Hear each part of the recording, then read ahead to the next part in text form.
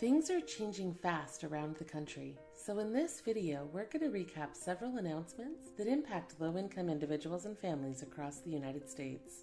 I'm Nicole from Low Income Relief, where we help millions of low-income people save money and get free stuff.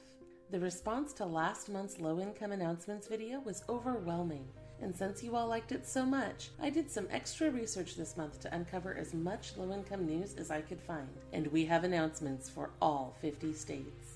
There's some really interesting news here, including state-specific stimulus packages, COVID-19 funeral cost reimbursement, deferrals on past due traffic tickets, and more. Before we deep dive into the resources we've found, please take a moment and hit that subscribe button if you appreciate these low-income updates. Thanks, and without further ado, let's get started on these announcements.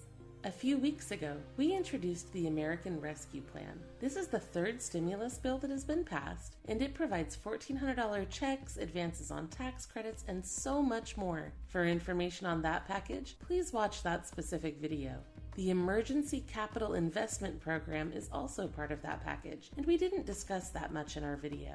This program provides $9 billion in funding for small mortgage lenders, minority-owned banks, and rural credit unions. These funds are designed to help these lenders extend loans and grants to their communities and extend forbearance for struggling customers. The Treasury Secretary stated that their goal was to reduce financial services deserts in low-income communities.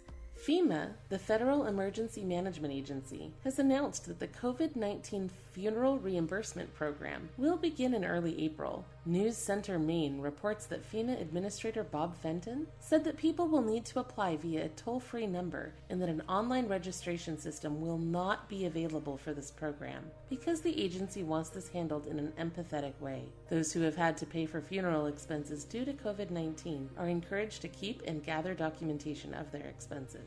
In the course of researching this video, I discovered that many areas are allowing people to start applying for rental and utility assistance beginning April 1st. We've discussed this program extensively in previous videos, so I won't go over it again here, but if you are eligible, it's time to apply. Of course, we've found a ton of state-by-state updates as well. In fact, we've found low-income news in every single state. Some states even have multiple updates. In this video, we're going to recap a few state-by-state announcements, so to see the full list, you'll need to visit lowincomerelief.com/April21-news.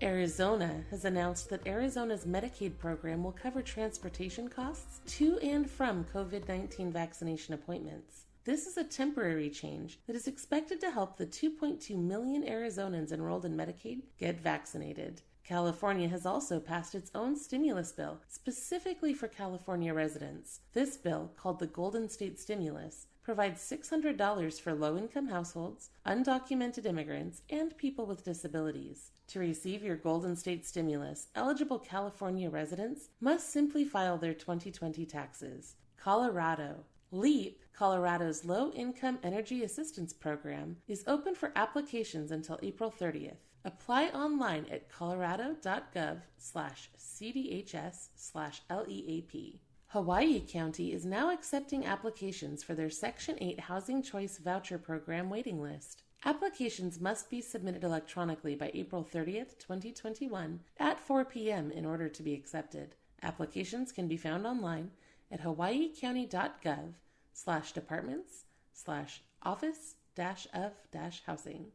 Illinois has enacted a one-year deferral program that will stop the state from deducting past due court fines, traffic tickets, and other debts from the state returns for this year only. This deferral only applies to filers who claim the Earned Income Tax Credit, but it will allow around 41,000 people to keep their state income tax returns. Iowa residents, I have an important warning for you. The state is entertaining a bill that would allow landlords to reject low-income rental vouchers. This would do away with any city or county ordinances that protect low-income renters who rely on assistance, such as Section 8 vouchers, and it would cause major problems and make low-income housing even harder to find. You must contact your state elected officials and express your opposition to this dangerous bill that would harm low-income families. Kansas Governor Laura Kelly has announced that the application deadline for the Low-Income Energy Assistance Program will be extended to May 28th. They are also increasing the income requirements from 130% of the federal poverty level to 150% of the federal poverty level, which means that more people will be eligible to receive help. You can apply for this assistance at your local DCF office. Maryland residents may be able to benefit from a large donation of refurbished computers. Agin Transamerica Foundation has teamed up with the Maryland branch of PCs for People to provide up to 350 retired computers. These computers will be refurbished and donated to low-income children and families throughout Maryland. For more information about PCs for People and other ways to get free computers, please visit lowincomerelief.com. Minnesota.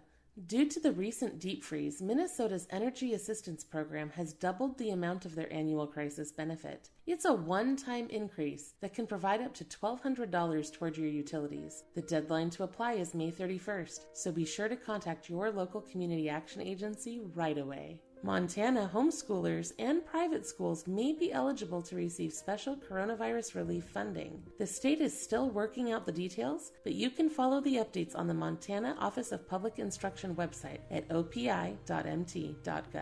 North Carolina doesn't seal eviction records, and that's created a problem for children in the state. Local attorney Emily A. Benfer observed on Twitter that landlords are now listing children as defendants in court evictions, which means that those children will have an eviction record before they ever enter preschool. This can damage their credit score and their rental history before they are even old enough to attend school. This is a damaging cycle that needs to stop. So please, if you live in North Carolina, contact your local and federal lawmakers with your concerns. Ohio. Low-income children in Richland County, Ohio will receive brand new athletic shoes from Governor Mike DeWine's Office of Faith-Based and Community Initiatives. This agency will provide 300 pairs of shoes to children in Richland County whose families receive TANF benefits. In order to apply, you will need to fill out a TANF form. More details are available at richlandsource.com.